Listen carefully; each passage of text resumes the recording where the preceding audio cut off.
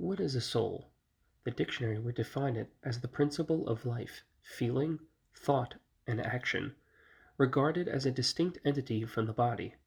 Imagine, if you will, a being so powerful he could not only defeat you, but devour the very essence of what makes you, you.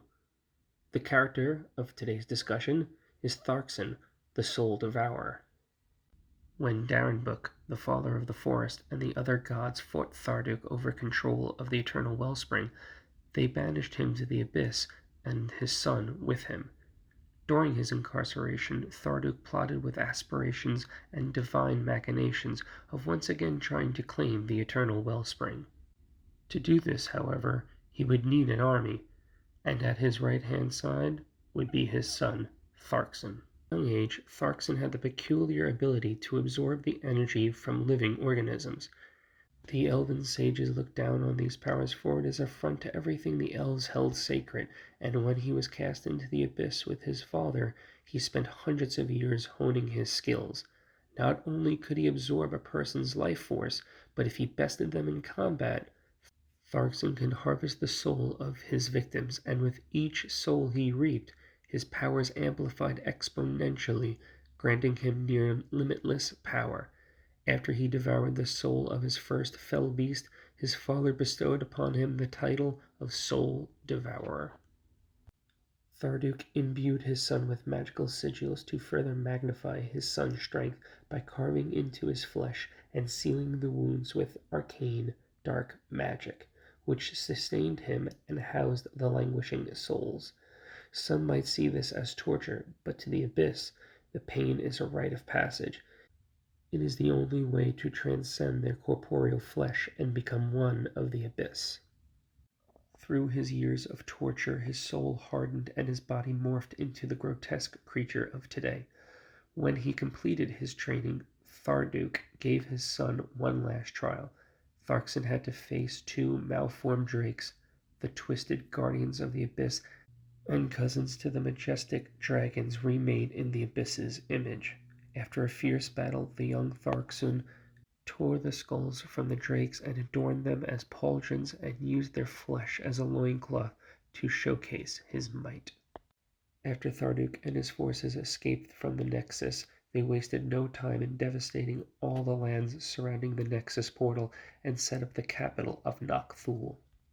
The neighboring towns all fled in advance after hearing tales of a demon that ate souls, leading to the offensive of the Abyss army, and on the battlefield, his tactics and ability to take on regiments of soldiers single-handedly were legendary.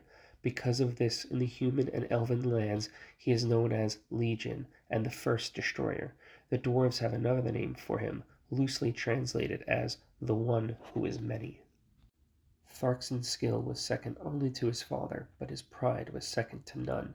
He grew ever more confident in his strength, leading to increasingly reckless attempts to take over highly fortified cities, and at the Battle of Black Hill, his arrogance finally caught up with him.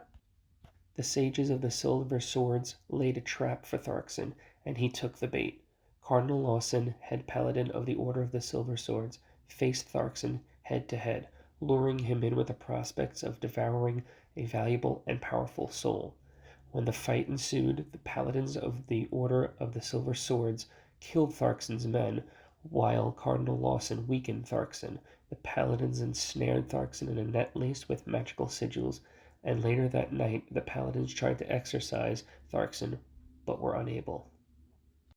Cardinal Lawson and his apprentice Bishop Daniels spent tireless hours combing through ancient tomes looking for a clue on how to destroy the Dark General, but their search results yielded nothing.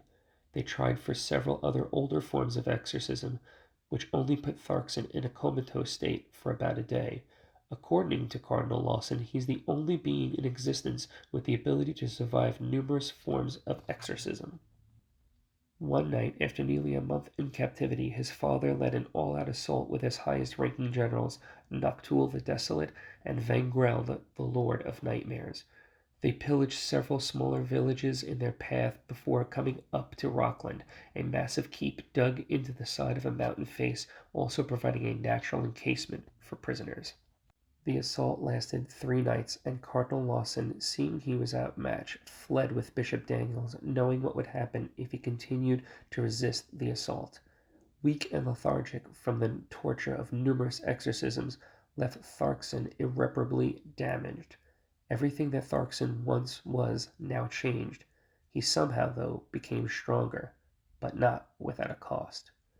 He would need souls.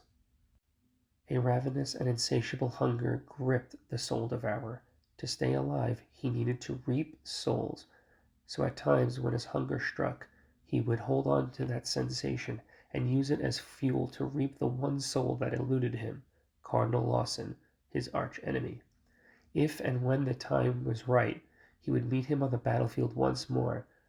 Tharkson would stop at nothing to get his revenge, and when he reaps his final soul and is satiated, he would allow his hunger to devour him. But first he would have his vengeance. What do you think of the Soul Devourer? Let me know in the comments below. Also hit the like button and subscribe. It helps me out tremendously and lets YouTube know you like the content.